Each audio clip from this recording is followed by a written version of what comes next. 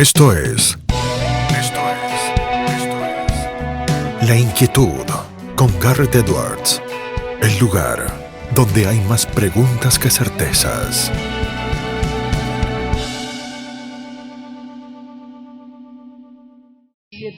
Pasaditas 2 minutos, vamos dando vueltas las páginas de esta jornada y tenemos ahora el lujo y el placer de tener en línea aquí para charlar con nosotros en el regreso a la doctora Delia Ferreira Rubio. Ella es actualmente la presidente de Transparencia Internacional, un rol que le ha tocado asumir hace poquito tiempo y que tiene esa característica tan particular de ser argentina, abogada ella, doctora en Derecho, ocupando uno de los lugares vitales en lo que refiere al control y a la vigilancia, al velar por la transparencia en los procesos electorales y democráticos.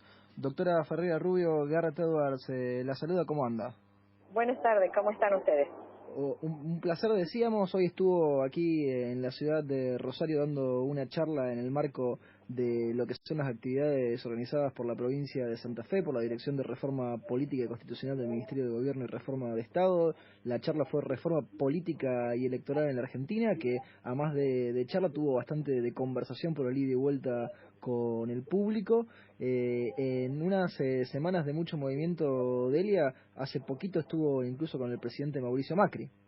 Sí, el lunes me reuní con el presidente Macri y realmente la descripción de la charla de hoy fue eso, y así lo habíamos planeado el doctor Blando, que fue el organizador desde el gobierno, y yo misma, para que pudiéramos cambiar ideas sobre un tema tan importante como la reforma política o reforma electoral.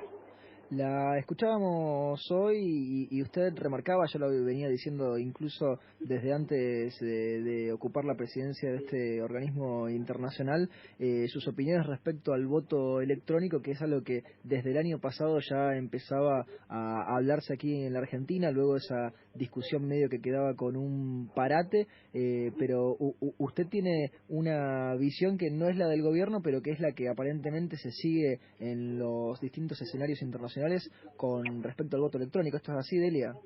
Bueno, tanto el capítulo argentino de transparencia, que es Poder Ciudadano, como yo a título personal y muchos especialistas, incluso el CONICET, nos hemos manifestado en contra de la adopción del voto electrónico.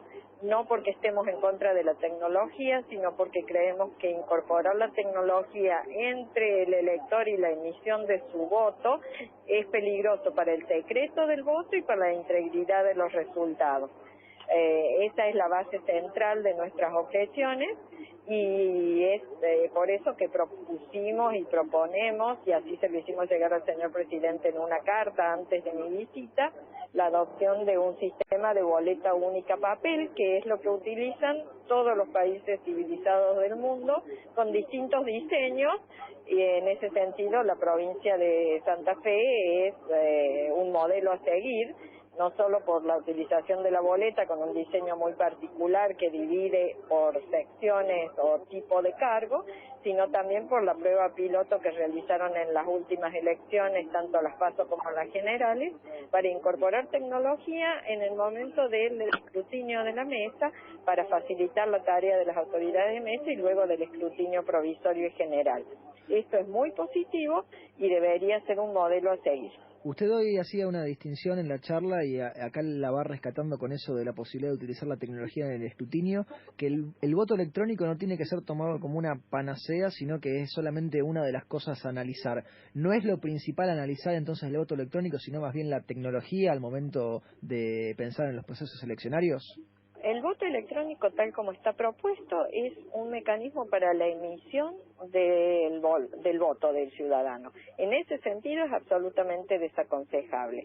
La tecnología se puede utilizar en otras etapas del proceso electoral. Lo que referíamos hoy es que la reforma política o reforma electoral comprende muchas otras cuestiones aparte de el simple mecanismo de emisión del voto. Habría que mirar el financiamiento de la política, las campañas, la elaboración de los padrones, las candidaturas y cómo se llega a las candidaturas. Se podría revisar los derechos del elector en cuanto al tipo de lista que se utiliza.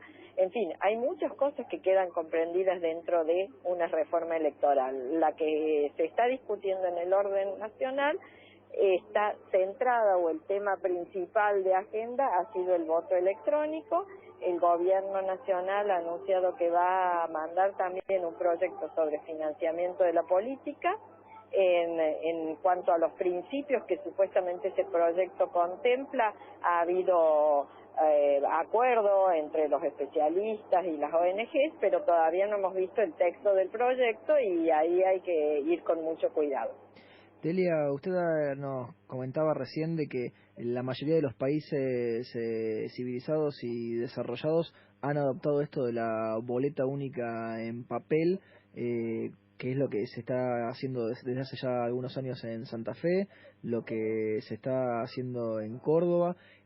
Hay un ejemplo que usted mencionaba hoy en su charla, que era el de Corea del Sur. En Corea del Sur, ¿cómo viene funcionando esto? ¿Hace bastante que está, ha tenido éxito? Corea del Sur hace mucho que utiliza, y menciono este caso porque es el que el gobierno nacional dio como ejemplo de voto electrónico, y en realidad Corea del Sur utiliza boleta única de papel con mucho éxito, y lo que hace es incorporar tecnología, una tecnología distinta a la que usa Santa Fe, sino que es una tecnología que le permite ordenar las papeletas de acuerdo a las marcas que han hecho los ciudadanos, para hacer filitas como se ordenan las cartas en el correo, y después se cuenta a mano como se hace normalmente. Ese sistema funciona bien, es un sistema que no presenta problemas, y utiliza una cosa particular que yo proponía como una mejora para el sistema santafesino, que en lugar de marcar el voto con una lapicera o con tinta, se usa un sello que se destruye antes de abrir la urna para contar los votos. Antes de abrir la urna. Se destruye antes de abrir la urna ese sello, entonces. Exacto, y eso lo que evitaría es alguna crítica que se hace al sistema de Santa Fe, aunque no se ha podido comprobar, que es que fiscales malintencionados pudieran hacer otra marca en las boletas para anular el voto. De esta manera el sello queda inhabilitado antes de que nadie pueda tocar ningún voto para contarlo.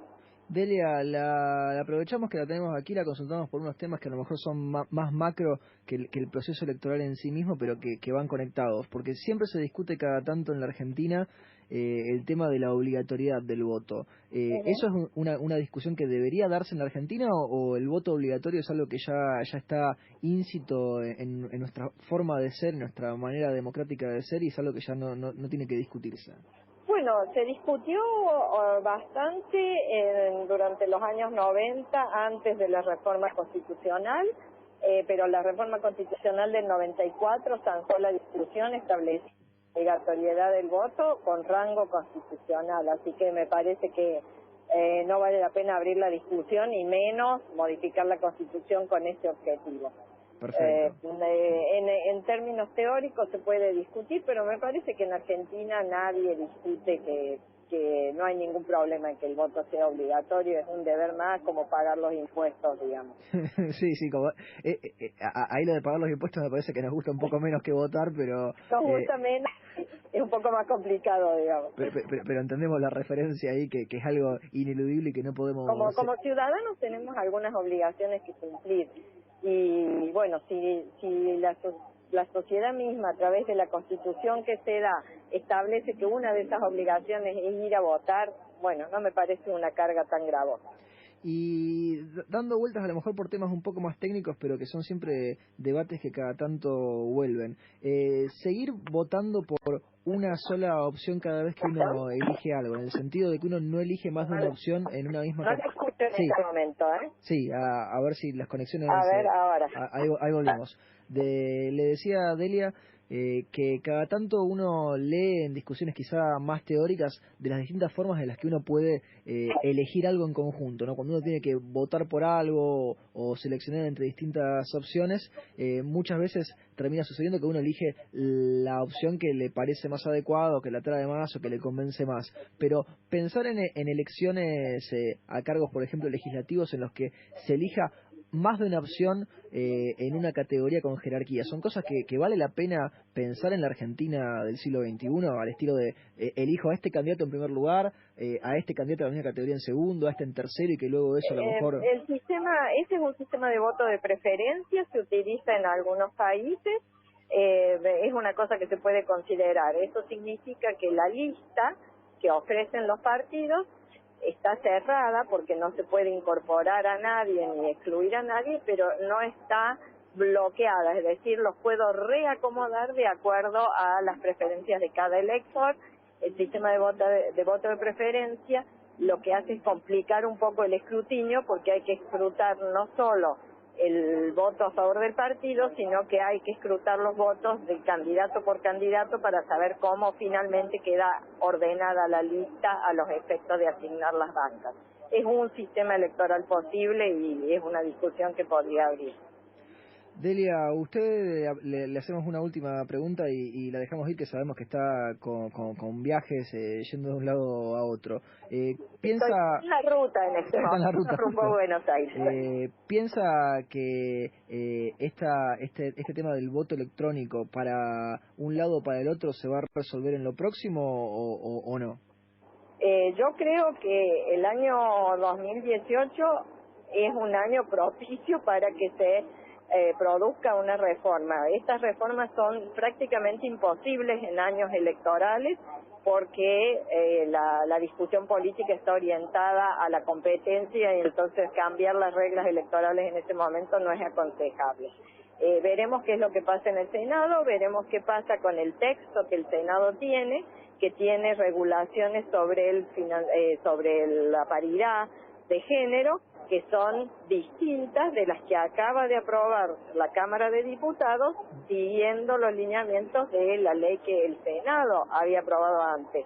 Así que ahí vamos a tener un tema muy interesante de formación y sanción de las leyes, y vamos a ver si las senadoras mujeres votan algo distinto de aquello que ya habían votado y han logrado consagrar como ley esta semana. Muy interesante ese último giro, Delia. Le agradecemos muchísimo este contacto y este tiempo. Gracias a ustedes, ha sido un gusto estar en Rosario conversando con todos ustedes. Hablábamos con la doctora Delia Ferreira Rubio, la presidente de Transparencia Internacional, la presidente argentina de Transparencia Internacional, aquí en el regreso por Fisherton. Esto fue La Inquietud con Garrett Edwards. Síguenos en redes sociales y en www.edwards.com.ar.